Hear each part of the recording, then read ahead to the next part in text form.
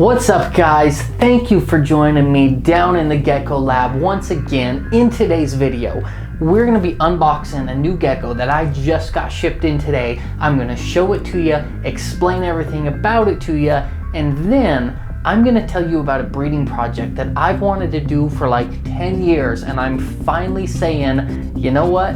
I'm doing it. I don't care what anybody else thinks. I'm doing it for me. Let's get into it.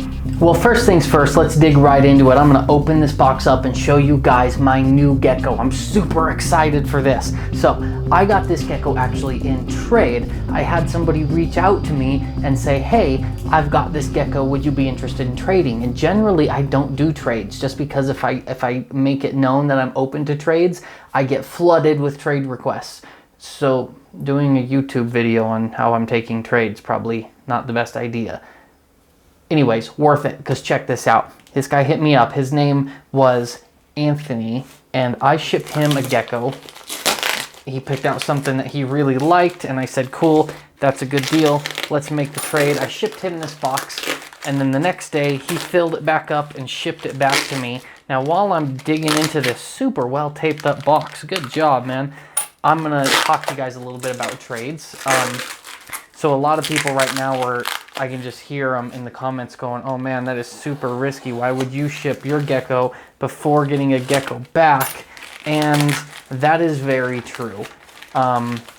Most of the time, if I would usually recommend not doing trades, because it makes it easy to let people rip you off. If you're gonna do a trade, the common advice is always ship same day. I ship the day you ship. Both our Gekkos are in transit at the same time, and that prevents somebody from getting the animal you're shipping to them and then just not shipping you yours and ripping you off that way. But trades can be risky. Proceed with caution. Please guys, be very cautious. Only generally trade with people you know and trust. I went out on a limb. I just wasn't worried. I got a good vibe from this guy. If he did rip me off, for one, you know, I'm who I am, not to sound big-headed, but I'm Altitude Exotics. If this guy rips me off, I got a pretty big following on Facebook and Instagram. I can kind of just flame him, and he's going to have a lot of trouble doing anything in the reptile industry after that. Plus, you know, I got a good feeling from him. I didn't worry about it, and at the end of the day, if he does rip me off, you know, I'm a big believer in what you're gonna get, what's coming to you, and it's gonna be worse than the few $100s I lost on giving this Gekko away for free and not getting anything back. Like, that's a loss for me, but you have to live being you, the person who stole from me, and that's a bigger punishment than what I got to deal with losing the Gekko. So in this case, I decided it was worth it. Everything turned out great. It was a fantastic transaction. But enough of that, let's get into the good stuff. Very good job packing, heat pack, cryo pack, a bunch of padding, and here it is. Are you guys ready? Check this out.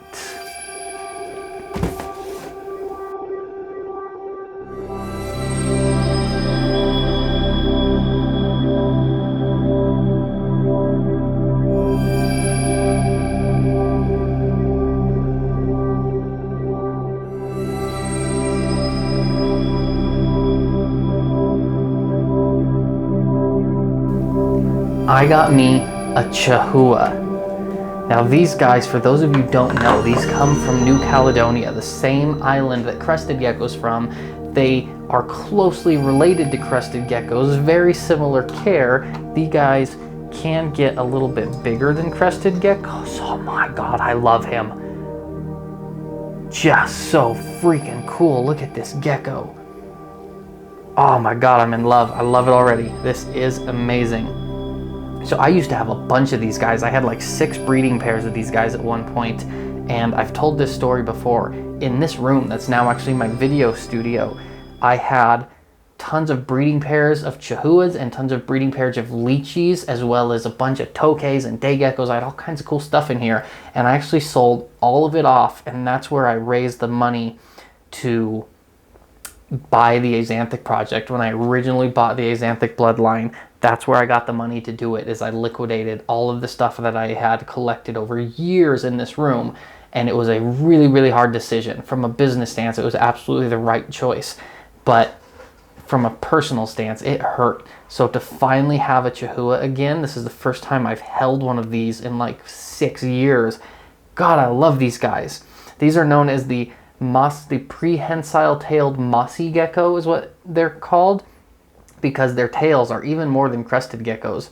They can grab with their tails. They're super, super grabby with their tails. They use it like an extra limb. These guys can actually regenerate their tails, unlike crested geckos. And as you can see, they're kind of like a molted brown and green like moss. They look like moss. So I'm not going to get too deep into these guys because I'll do another video on these later telling you all about them, interesting facts, and a care guide. But for now, I had to show him off because he's just so pretty. Fantastic. I'm absolutely in love. Thank you so much for doing this trade with me, because this is amazing.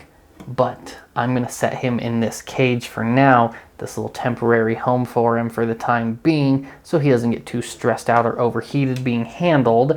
And I'm going to tell you guys my plans, because for a long time I have wanted to do a certain breeding, and I have always been pressured mostly by public opinion and the fear of backlash not to, and that is a Chihuahua crested gecko hybrid breeding. These guys are closely related with crested geckos, and you can actually breed them together and create hybrids. I have always wanted to do this, and I never have. So here's the story. 10, 12 years ago when I first got into this, that was the first time anybody had ever tried to do this. The first person that I know of that ever tried to do it was a guy named Lance Portal. I believe he lived up in Oregon. Shout out to Lance if you ever watched this. Some of your hybrids were awesome. But he was a super, super controversial figure because back in the day, making hybrids was super, super frowned upon. People hated it. Some people hated it with a burning fury of a passion. And I never understood it. I always thought it was kind of cool, and all the alarmist things people would say, I never bought into. So a lot of the negativity around hybrids was, for one, people thought, oh, they're not going to be healthy and you're just breeding unhealthy animals. Well, Lance more than overly proved that they're perfectly healthy animals. And another one of the theories on why people hated them was, well, if you breed a Cresty and a Chewy together and then you get a hybrid and you breed that hybrid to another Cresty, and eventually you're going to end up with babies that look just like Cresties, but they're actually part Chihuahua, and then some irresponsible teenager is going to get a hold of these and he's going to do it on purpose and make a bunch of Chewy Cresty mutts, and they're going to get flooded into the Cresty market and take over the Cresty world, and nobody will ever know again if you've got some mild hybrid, a watered down hybrid, or a pure Cresty, and it will ruin crested geckos for eternity. Did that sound kind of over dramatic to you guys? Because I always thought so.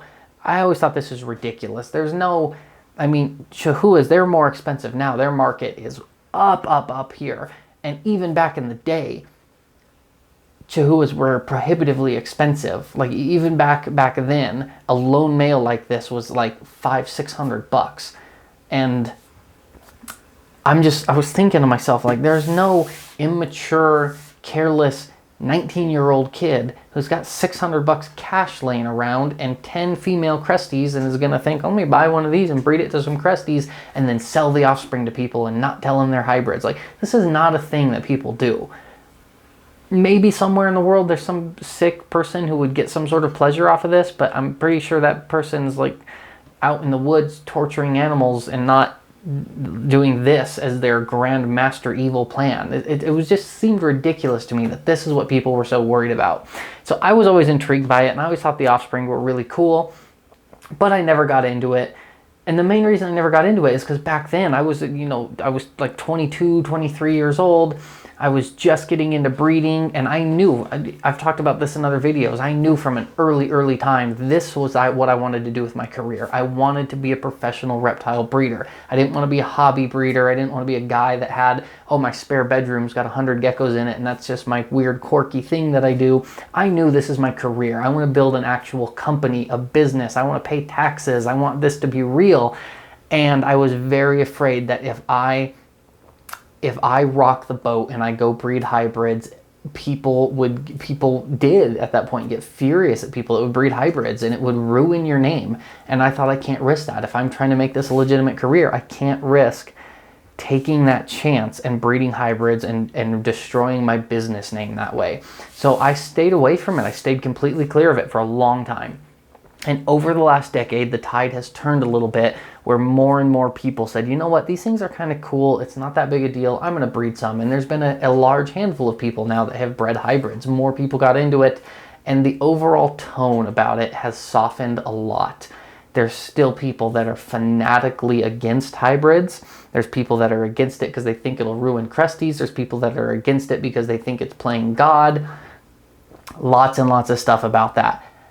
I don't feel that way personally, and I'm at a point now where, for one, I'm older, I'm more mature, and I'm more self-confident, and if I make somebody upset and they decide they hate me because I'm going to do this, don't bother me anymore. It just doesn't bother me. Whoever one person I'm talking to out there that's disgusted at me right now, what you think of me, I don't care anymore. I cared when I was 22 years old. Most 22-year-olds do. I'm 33 now. I got 2 kids. I'm a dad. I got a mortgage. I don't care what these people think of me. I'm going to do what makes me happy. And also, it's just not that controversial anymore, which also I'm sure helps me not care. And, you know, I've decided I'm going to do what I like, and I want to do this.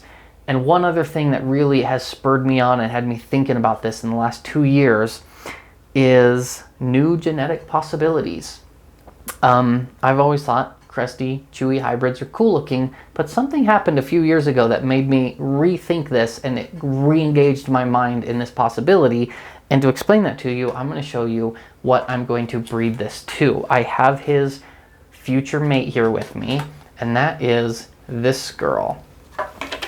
She's a little young still, but as you can see, she is a lily white. And I, for a few years now, have been absolutely fascinated by the idea that you might be able to make a lily white cresty chewy hybrid.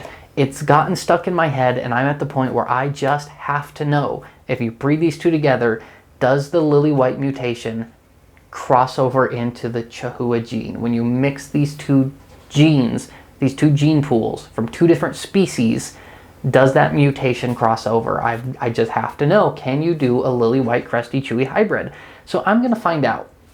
And, you know, this is a personal passion project of mine. This is not something I'm going to expand into a whole breeding project and bring them to market like I do most morphs that I work with. That's not what this is. This is personally my own curiosity, my own passion. I want to know the answer to this. I'm curious, so I'm going to find out. And I'm just at a point in my life now where, you know what, I'm going to do it. I'm going to make myself happy. I'm going to find out. And I think there's enough of you out there that will be intrigued by this that you'll be interested to follow along. So this is a long play, long-term project. Obviously, this girl is not going to be ready to breed until late into next year. They'll probably get that April, that second pairing that I do, April-ish. If she's ready, they'll get paired up then. And sometime about this time next year, fingers crossed, we might have a hatchling to see what happens with. So that's my story for today. Thank you so much for watching. I'm so in love with this gecko. He's so cool looking. I love these chewies. Thank you guys for watching. I appreciate it. As always, like, subscribe, altitudeexotics.com. I am Brian. I love you all. I'll see you soon. Have a good day.